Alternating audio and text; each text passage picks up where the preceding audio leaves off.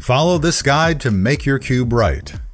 Before you make the cube, make sure you have the right materials, including the field pumping form, the field quality kit, and some WD-40. Perform a slump test. Start by taking material from the end of the hose. Place a cylinder in the middle of an acrylic sheet. Slightly overfill with slurry. Lift the cylinder up 3 to 4 inches and hold for 15 seconds. Let the slurry flow for 20 to 30 seconds.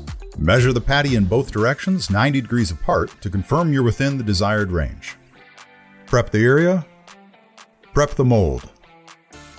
Now it's time to make your cube. Take Levelrock material from the end of the hose. Using the material previously collected, keep the material agitated as you transfer from the end of the hose to the cube mold. Fill the cubes approximately 2/3 full. Dip the spatula and move from corner to corner to eliminate trapped air. Mix the remaining slurry prior to adding the remainder to the cubes. Label the set cup with the time of day. Mix the slurry with a spatula to keep the mixture homogeneous. Then fill the set cup.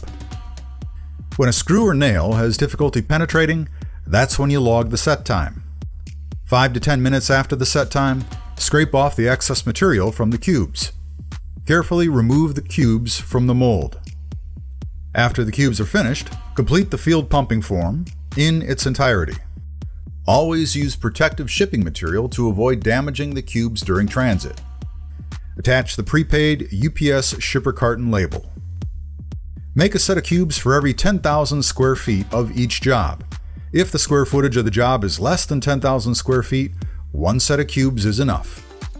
Make sure your floor meets compressive strength requirements by making your cube right.